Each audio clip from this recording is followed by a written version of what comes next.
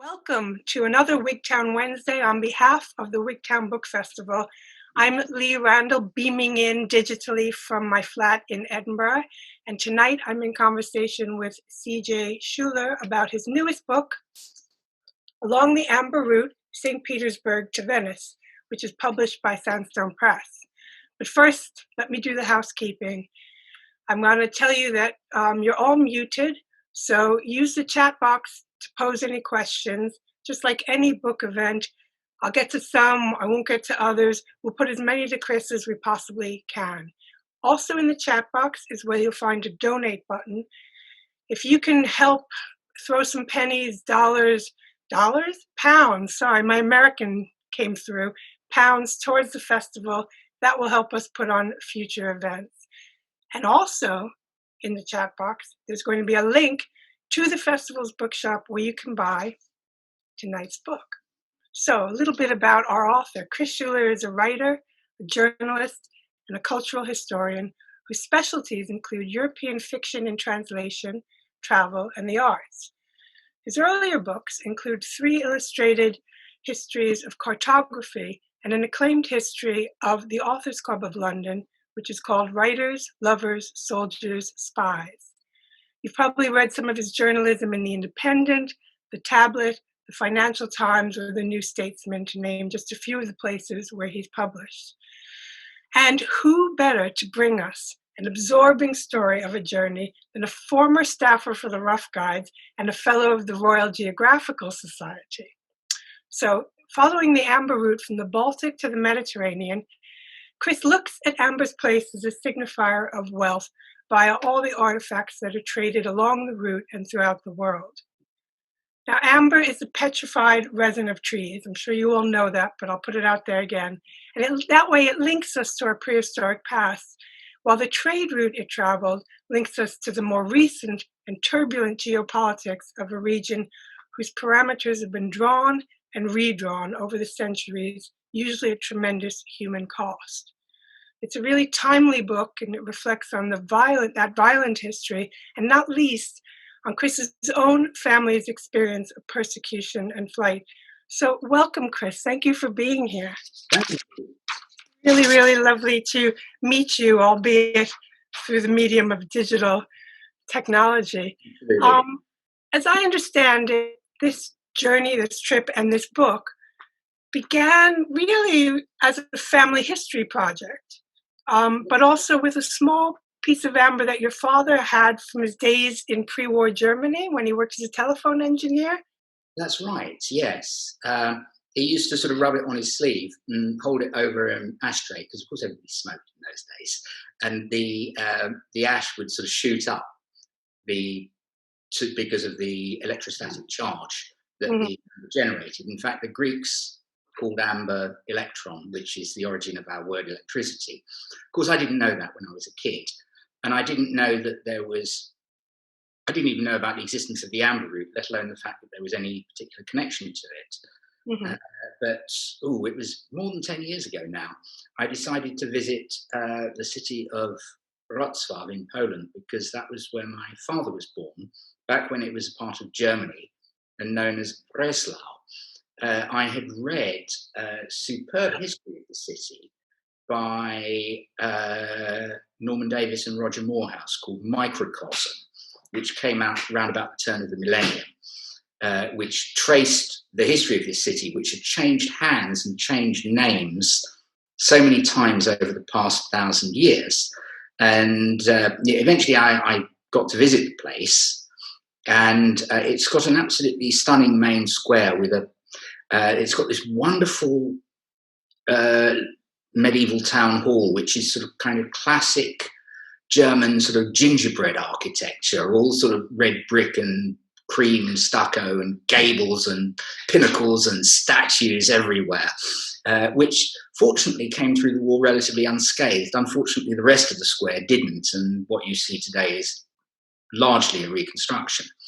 But what puzzled me was that in the shops around the main square, there was an awful lot of amber jewellery on sale, and I buying myself a pair of cufflinks and my wife a string of beads, I wondered what the connection was, since it must be, I don't know, 200 kilometers from the sea. And, as I think we all know, amber is a marine substance. Then I went to the City Museum, and they had this display on the amber route, which it was at its heyday in the late Neolithic and during Roman times, when amber, which was washed up on the shores of the Baltic, was traded right throughout Europe down into Italy and beyond, because it was obviously it was an attractive, high status substance, and it's light, it's easy to carry, it's it's a bit like salt and spices, and it's an ideal long distance trade commodity. And so I started to get interested in this route. Wrocław was sort of one of the key trading posts along the way. Back in the very early 20th century, they found in one of the southern suburbs several pits which had been dug, neatly made rectangular pits, and they were full of amber, largest bits at the bottom, all carefully stacked, and the smallest ones at the top. And there were post holes around them, which suggested that there was some sort of roof over it. So basically they were a warehouse where the amber was stored until it could be traded on somewhere else. It's not the only place like that along the amber route, but it certainly was one of them, the one of the main ones, and it is roughly midway along the route. So I started to investigate this, and then I realized how many places associated with my family history it came through, because my father's family had lived in Breslau since the early 19th century, but before that, quite a few of them had, that was the third largest city in Germany during the days of the German Empire. Quite a lot of them had migrated from much smaller towns, basically Jewish shtetls on the fringes of the German and the Russian empires, and, been drawn to the nearest large city. And I realized that the amber route passed through a lot of these places as well, and that I could combine a tour of the amber route with a kind of, sort of investigation of my own family history to see these places. I have a cousin, my first cousin, Irene, who lives in Hawaii, has done an awful lot of research into the family history, and I wouldn't know the half of it if it weren't for her. But she's a long way away, so occasionally I've made the odd foray to sort of Poland or Germany to look things up on her behalf. And I thought, then it occurred to me that this was a good subject for a book. Mm-hmm. But I kind of got sidetracked. I got commissioned to do the map books, so it went on the back burner for quite a few years. I ended up doing the majority of the travelling in 2015, after a couple of exploratory trips a bit earlier on. And that proved, very interesting, because it was while I was travelling that the whole, refugee crisis really escalated. Yeah. And, I was kind of 2 or 3 weeks ahead of it, as, I would sort of just walk through borders, and 3 weeks later they were rolling out the razor wire, which was chilling. Well, one of the things that struck me as I was reading the book was the irony that you're telling a story of refugees. There are countless refugees throughout this story, not least members of your own family, and yet you, as you're tracing the historical refugees, you're being sort of met from behind by these new waves of refugees. Exactly. Mm. Yes, no, that was. Yes, I could hardly not be struck by the irony of that, and the fact that it's also there is a sort of it's not coincidental that this trade route coincides with runs through an area of shifting borders and geopolitical conflict and large-scale displacement of populations, because it's the very topography of the landscape that makes it a viable trade route. In that it goes through plains, it runs along river valleys, it goes through, when it does finally hit the Alps, it goes through the passes.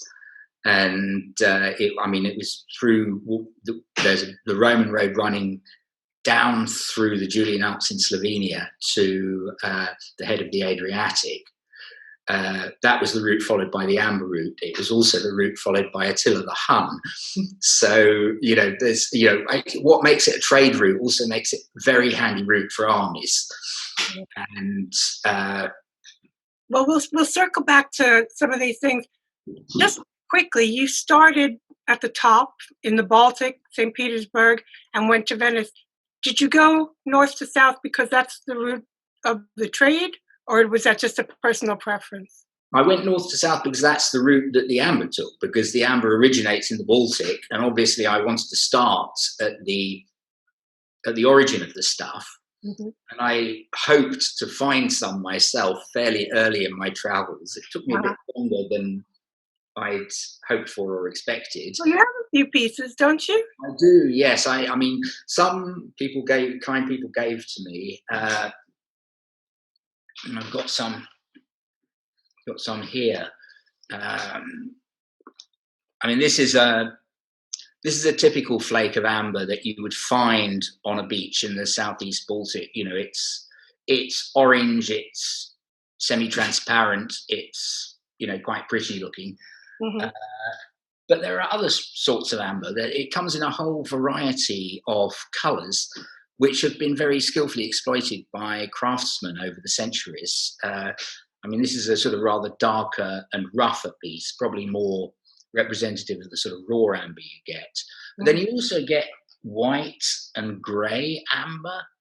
And blue. You get blue and red. I didn't know that. I mean, this looks like nothing, just like a rather unattractive pebble.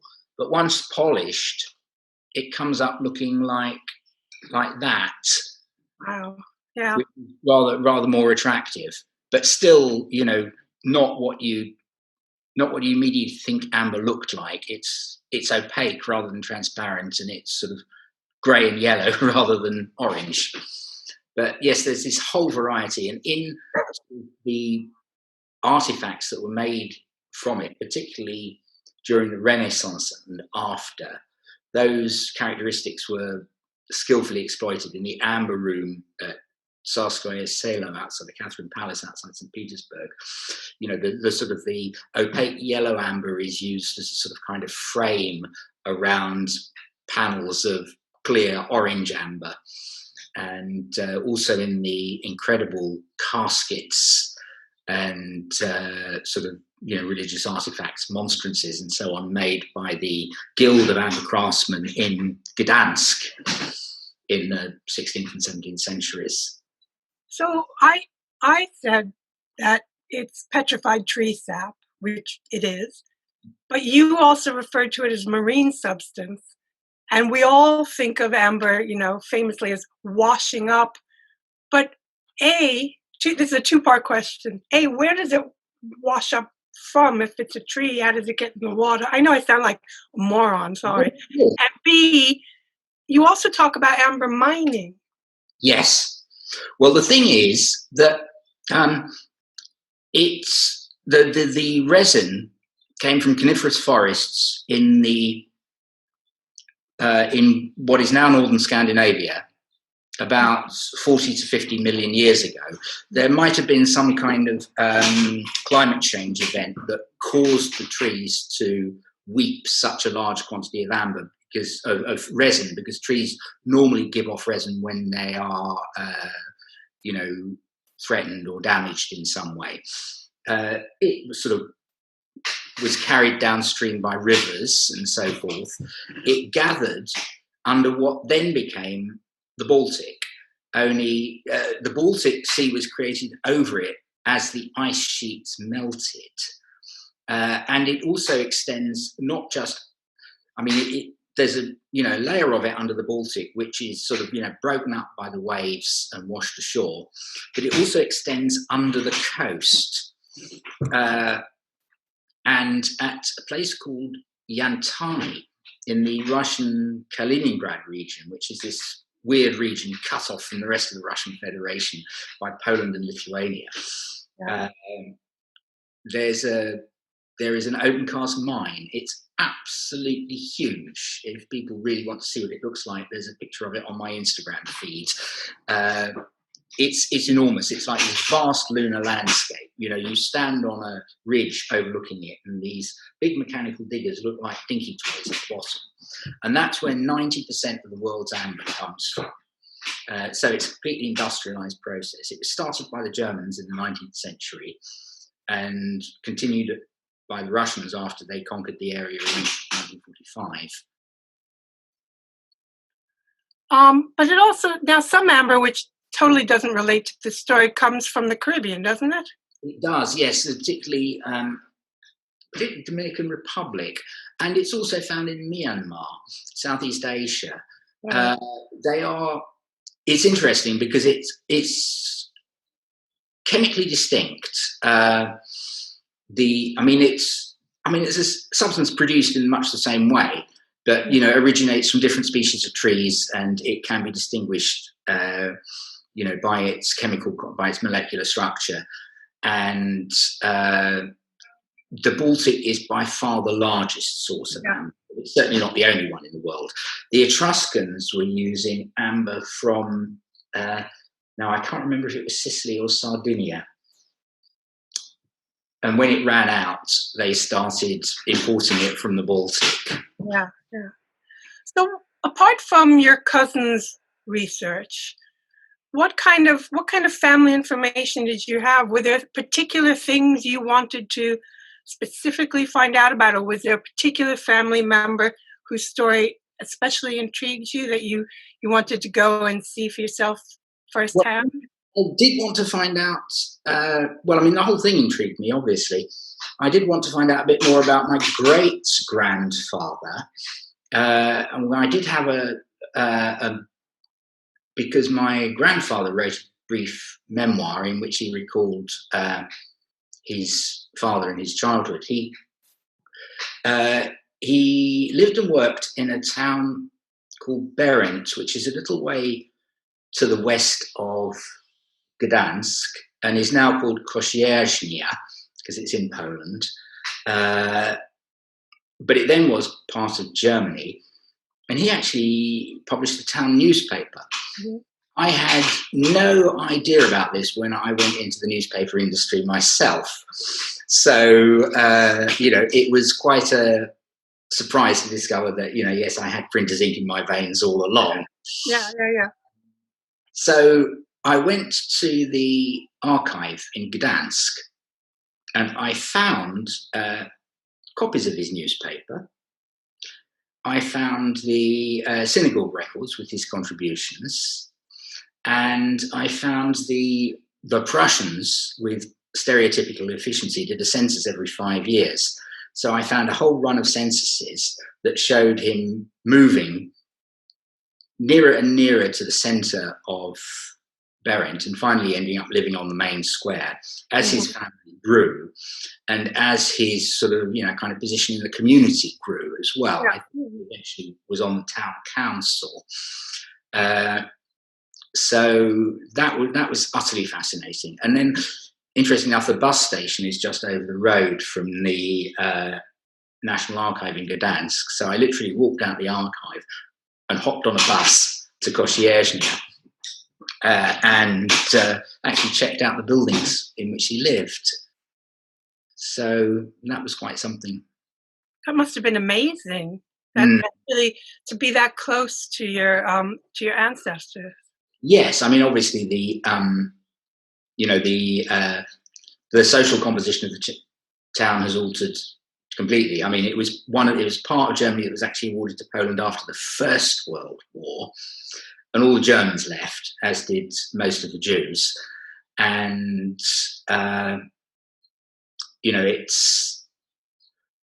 Well, when I went there, it was a very quiet place. I mean, it was, midweek afternoon, and I could scarcely find a cafe open. It was, yeah, but still, it was absolutely fascinating to see.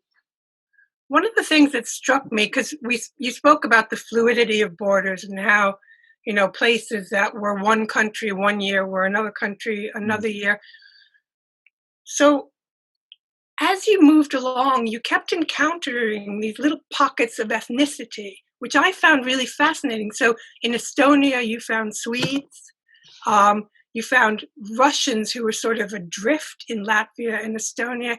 Can you tell the audience a little bit more about those kinds of things that you discovered? Well, yes, certainly. I mean, obviously, largely through the territorial expansion of both the German and Russian empires, right up until into the 20th century, meant that there was, a huge amount of settlement. And after the Second World War, there was massive and often forcible exchange of populations. Now, in the Baltic republics, the same situation has kind of recreated itself because, there were a lot of Russians moved there during the Soviet period, or were moved there. I don't think if you were told to go and work in a factory in Narva, you had much choice in the matter. But of course, and they make up something between 25 and 30% of the population of these countries. But certainly come independence in the early 90s, they were rather regarded as a fifth column. And all three Baltic countries attempted to impose sort of, language tests and things like that before they would grant citizenship. So they are some of them have successfully adapted and assimilated, but quite a lot of them have been left washed up and high and dry. One of the bleakest places I visited was a port city in Latvia called Karosta. It's just north of Liepaja. This was a Soviet naval base. Well, it was a Tsarist naval base, and it's got this huge sort of Russian Orthodox cathedral with all the onion domes and everything like that, which was brilliantly spotlit. It looked magnificent. And then you realised that all around it were potholed roads and crumbling housing estates. And because, of course,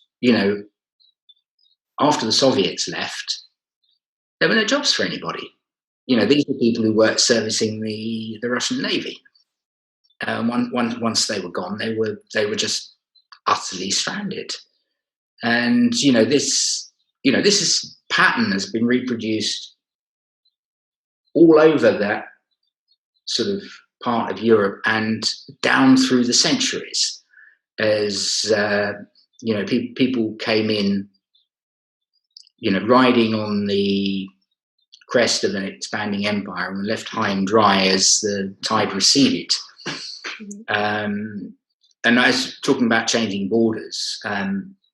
In Ljubljana, I interviewed the writer Ewald Flisa, who's one of the prominent Slovenian novelists, and he said his grandfather was born in Austria, spent most of his life in Yugoslavia, and died in Slovenia, and he never once moved house. Yeah, that was one of my favorite lines in the book. It was so brilliant. But it's, you could say that of many people in many places throughout Central and Eastern Europe. Well, and your own family, your father, Germany, not Germany. Exactly, yes, yeah. I mean, obviously he was first forced to leave before the war, and then after the war, Silesia, which is the region of which Breslau was the capital, became part of Poland, as basically the whole of Poland was shifted like 100 miles to the west. And parts of Poland, parts that had once formerly been Polish, became part of Ukraine. Yeah. And there was a huge transfer of population from there to the parts that had formerly been German that were now Polish. So, you know, I mean, Wrocław today isn't it, you know, 100% Polish city. Yeah. And I mean, it's not, I mean, yeah, obviously it was part of Poland in the Middle Ages. So, you know, there is some sort of, you know, historical antecedent for that. You mentioned it. Can you talk a little bit more about Kaliningrad? Because, I didn't realize until there are some great maps in this book, everybody. So when you buy the book later, you'll be able to see where we're talking about. It's kind of marooned. Absolutely, yes. Did that happen? What's it like?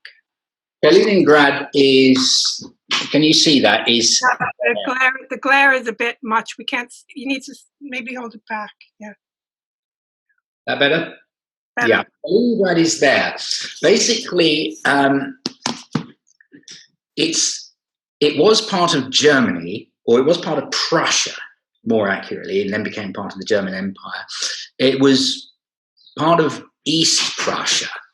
Now, after the First World War, when, you know, territory was awarded to Poland, and they created a Polish corridor so they had access to the sea, and Danzig, as it then was, became a free city with a joint Polish-German administration.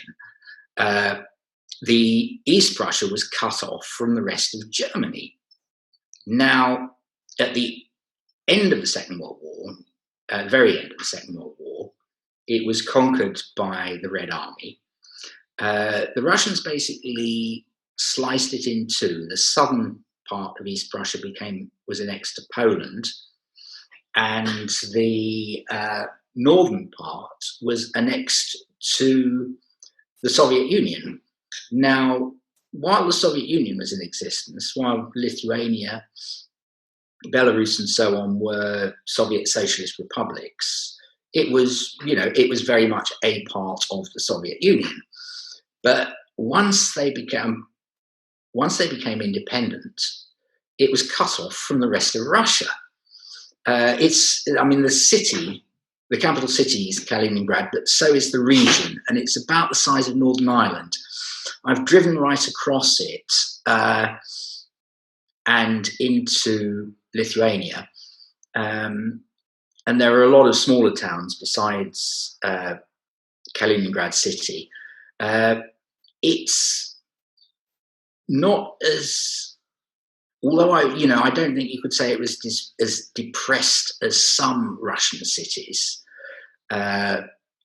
It's certainly not in a terribly good shape.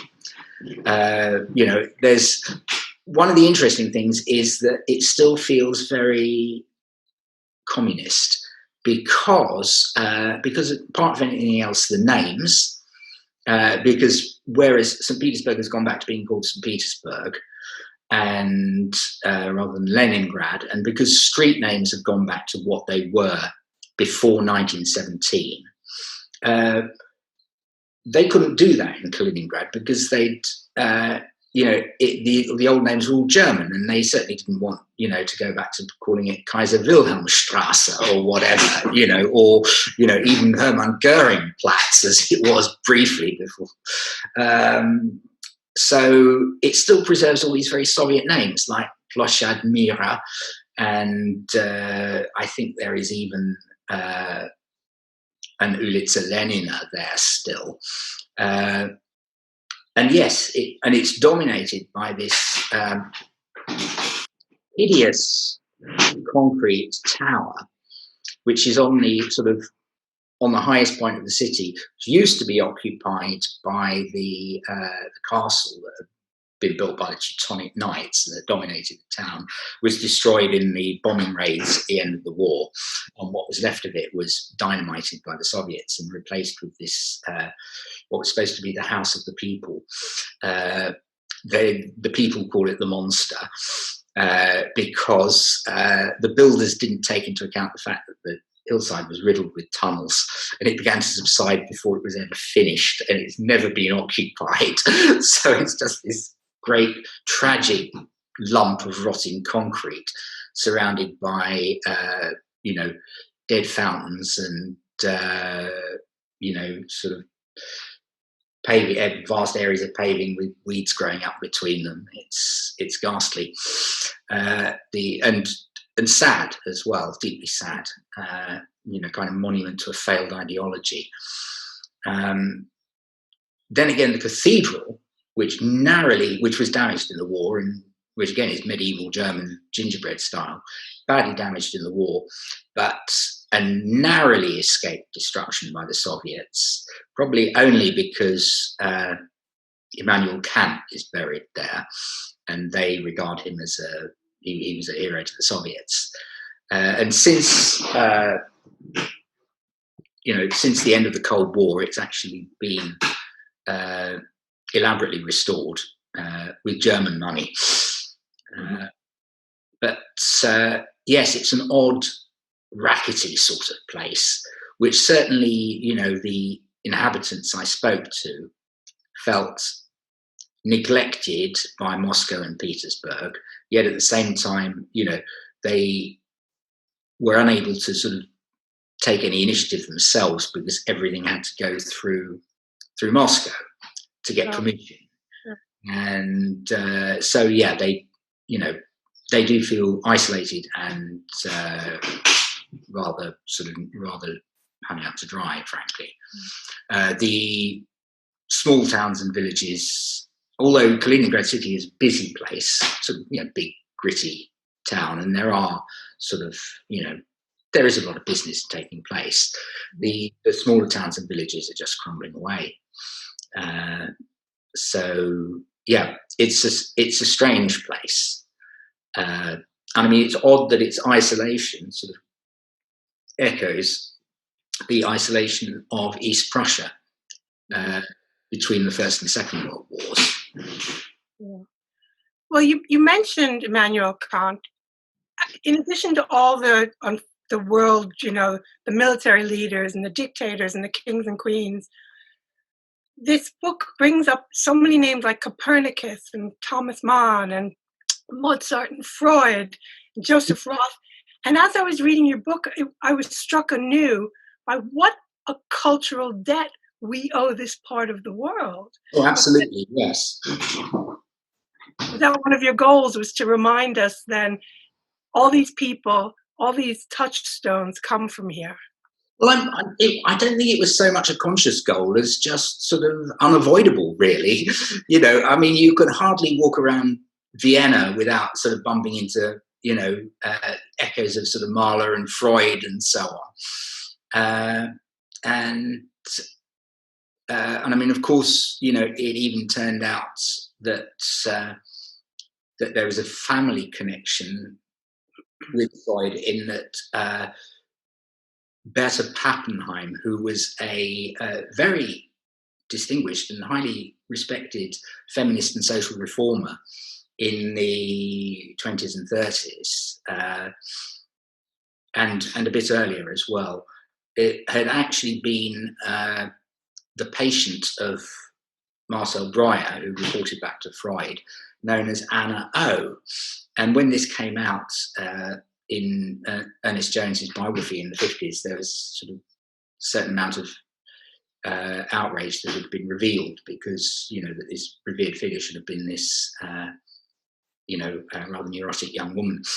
But, I mean, it doesn't actually, far from discrediting her, it, is a tribute to her resilience and her capacity to build a really useful life on top of her experiences. But yes, family connection. Yes, she's a very distant cousin, but a cousin nonetheless. Yeah.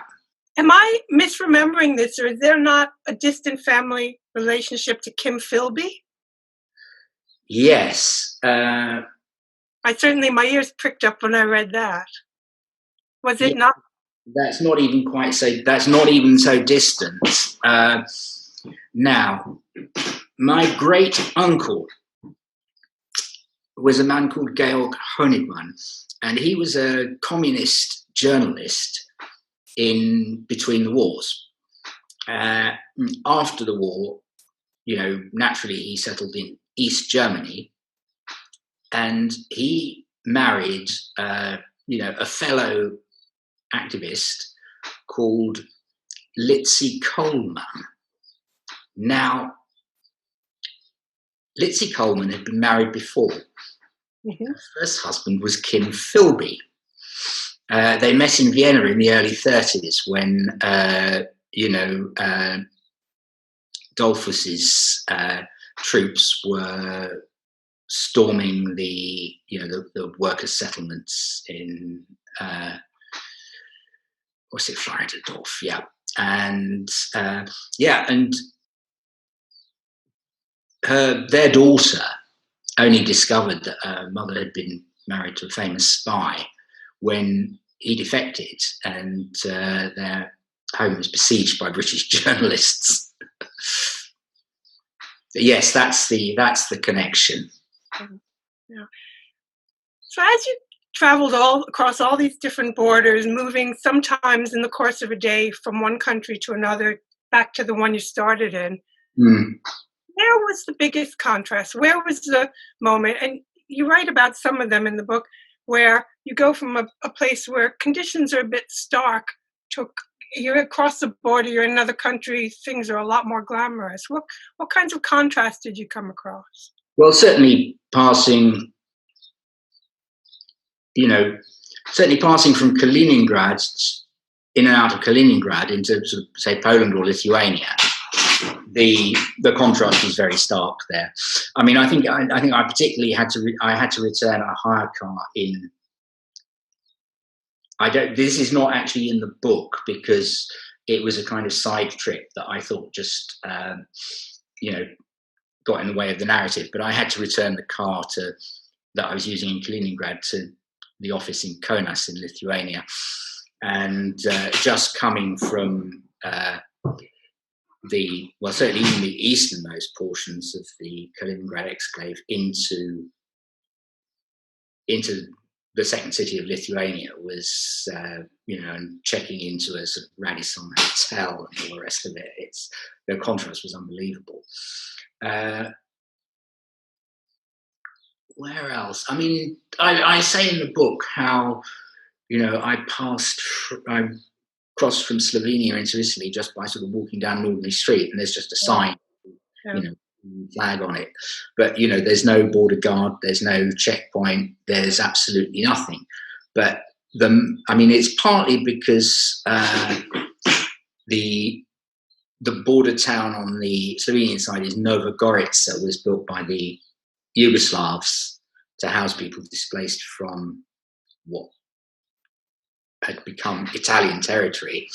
And you walk along this whole avenue lined with the busts of Yugoslav partisan heroes. And it is very, Eastern Bloc. But then you cross into Italy, and suddenly, just in 100 yards, there are these, houses with green shutters and umbrella pines growing in the garden, and there are these women walking tiny dogs, and everybody's bashing the horns on their scooters all the time, and you just know you're in Italy. That struck me how, and people worry about, people worry about globalization, they worry about open borders, and they fear that it will dilute their national identity.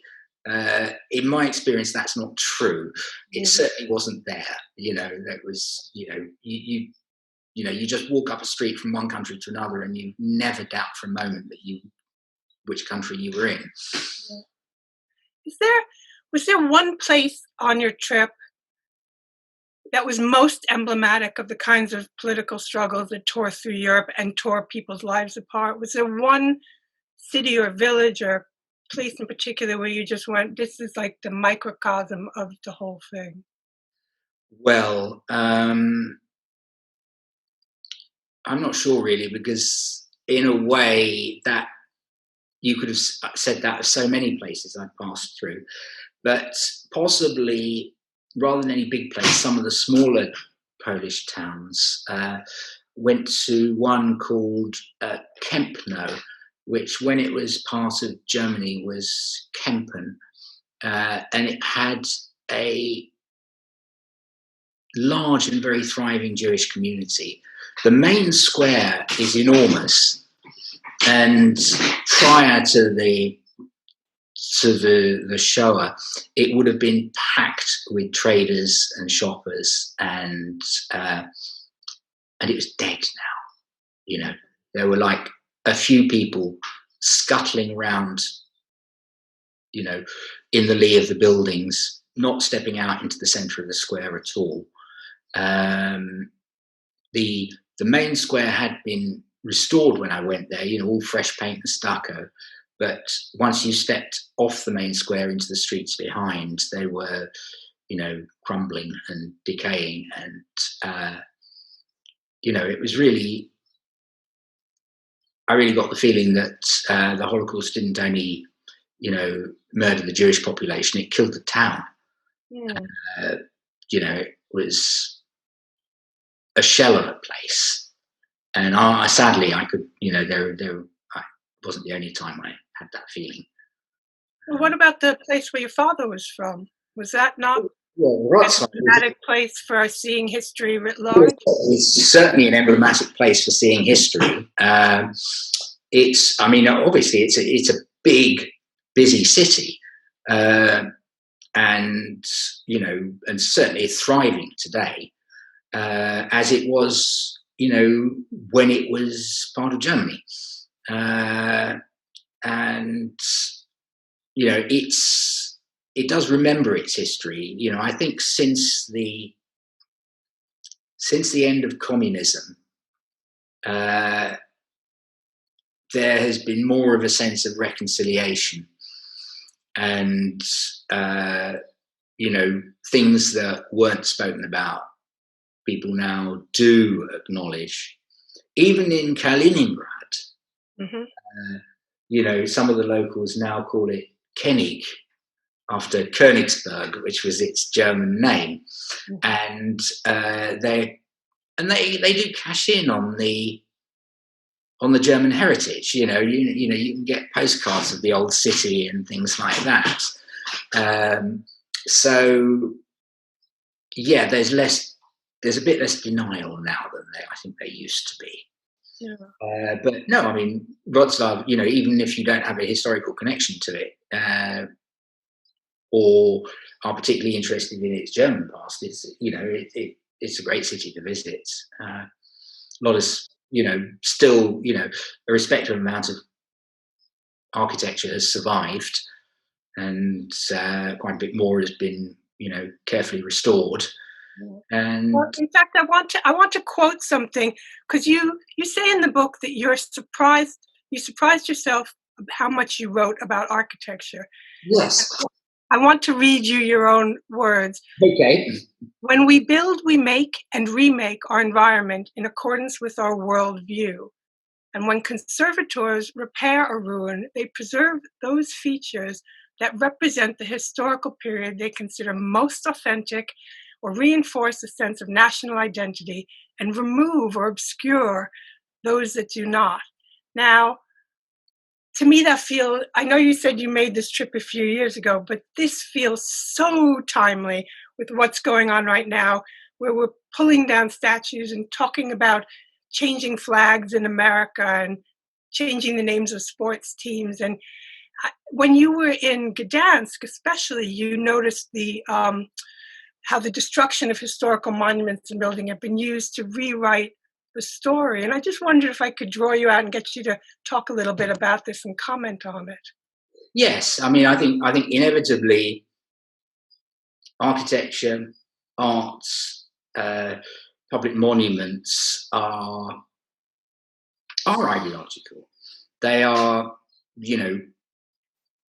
they are created by people who, have a worldview and want to express that worldview, and in some cases impose it on others, and inevitably they come to be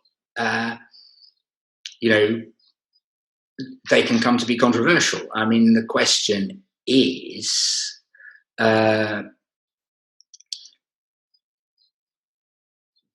it's not whether you remake this public sphere in accordance with your own beliefs, because every generation has done that.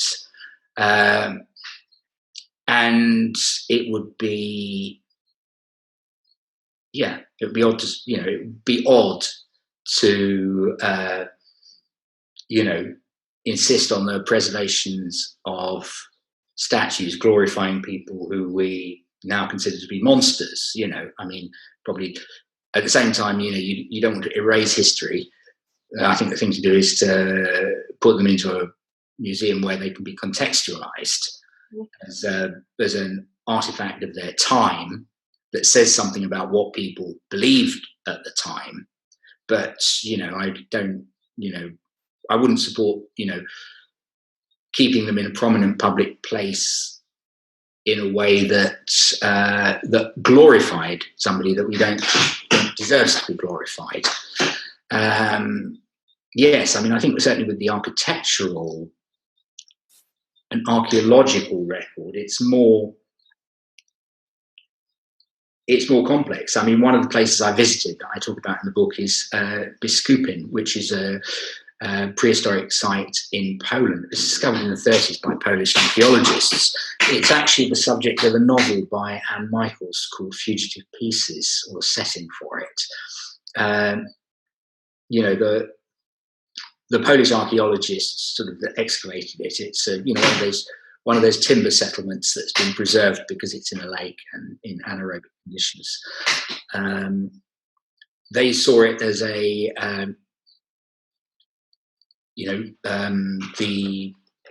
evidence of an early Slavic civilization in the area. Of course, once the Germans invaded, it immediately became evidence of, ancient Germanic settlement in the region.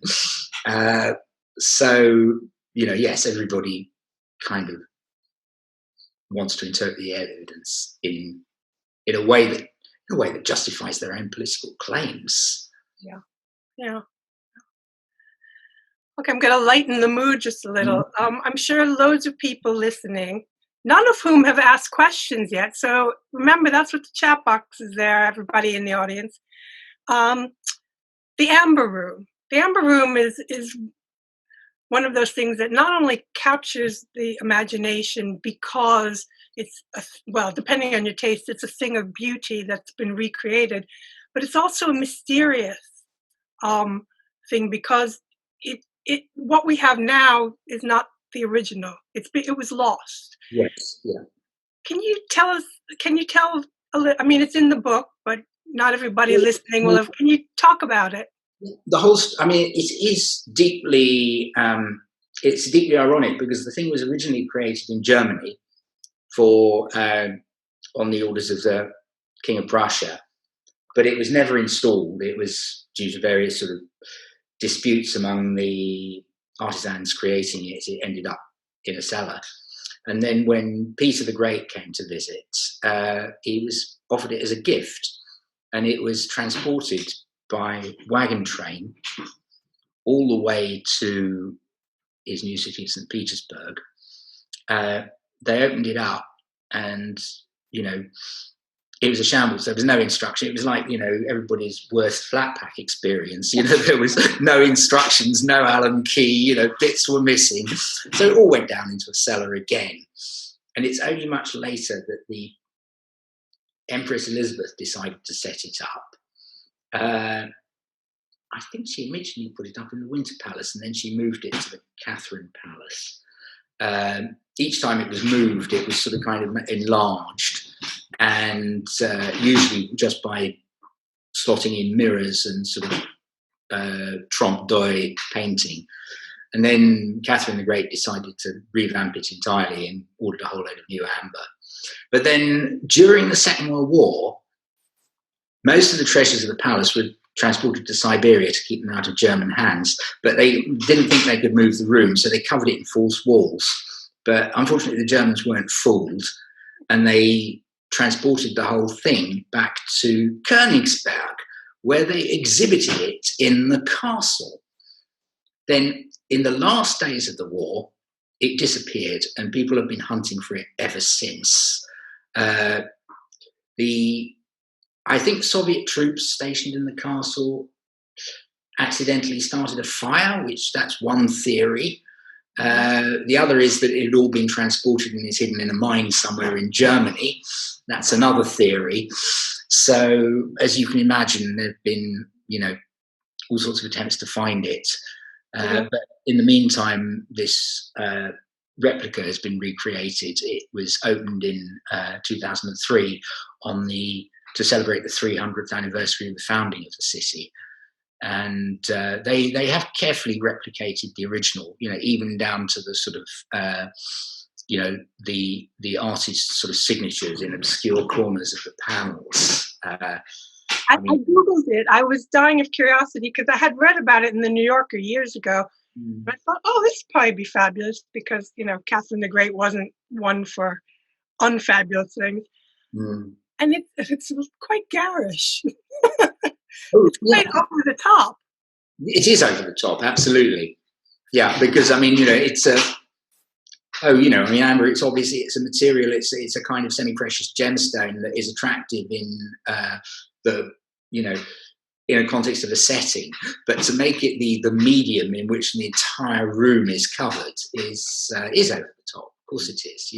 It's just it's just too much bling, really. I thought the same in the... I have two questions now from the audience. The first one is, how easy was it to find traces of the amber root when you were going along, and did you feel that more could have been made of it? It varied.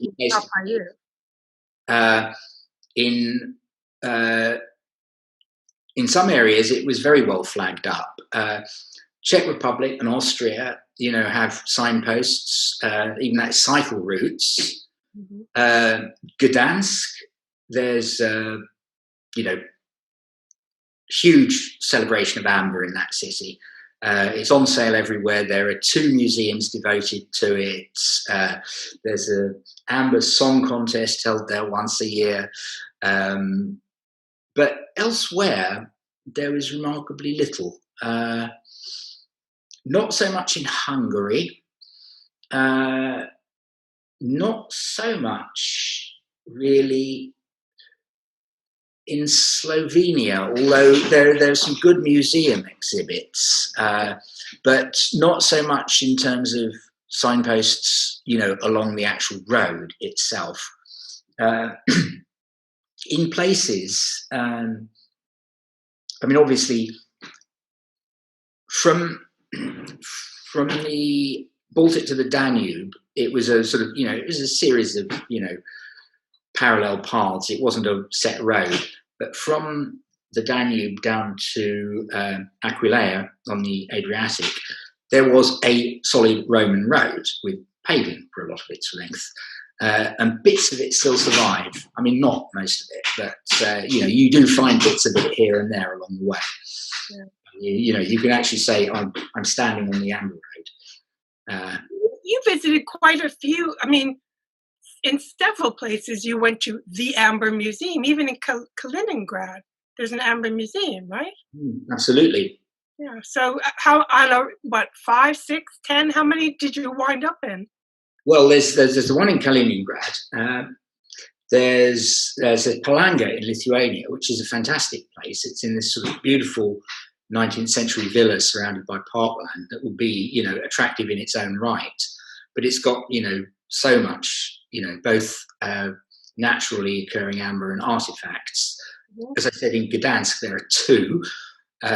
There's the Amber Museum, and then there's the Archaeological Museum, which also has a lot of amber, including sort of, fantastic Neolithic artifacts, carving of a bear and things like that, horses, carving of a horse.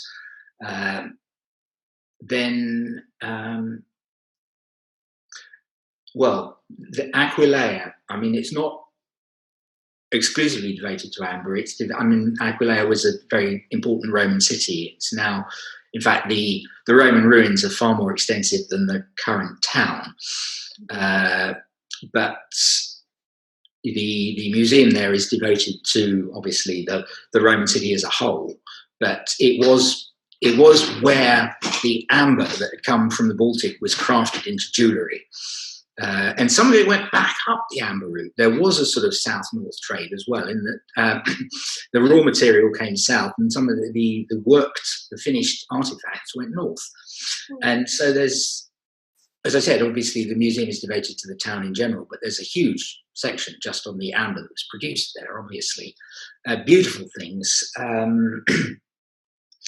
Not just jewellery, rings, little figurines, some really charming little figurines of sleeping dogs, and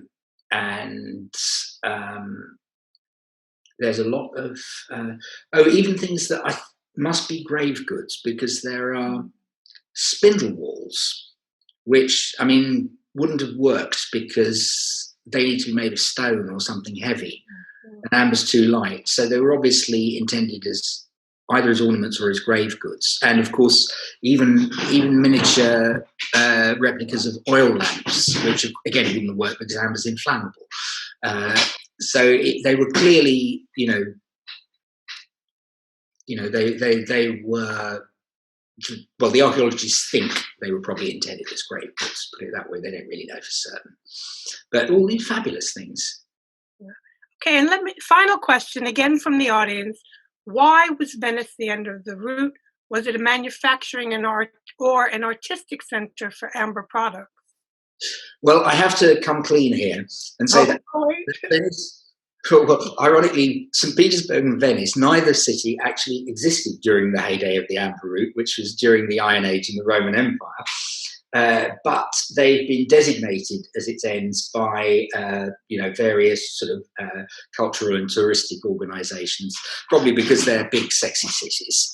Now, two best cities in the world. Yes, the southernmost point in the amber route is very close to Venice. It's Aquileia, which I've just mentioned, and they believe that Venice was founded by refugees from Aquileia fleeing Attila the Hun.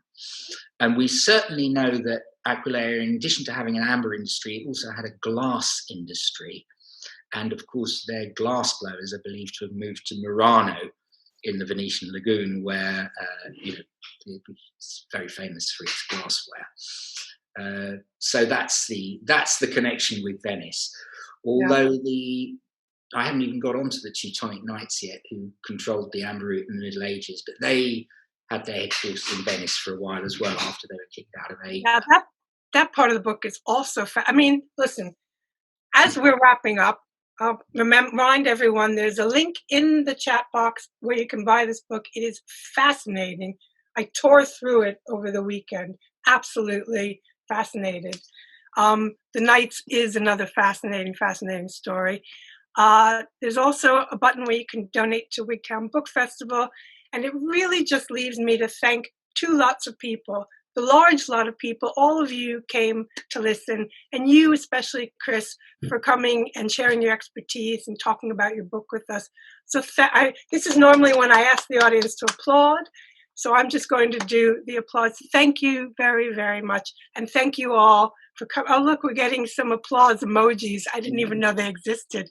So thank you so much, and buy books. Well, thank you very much, Lee, and thank you all for listening. Yeah, thank you.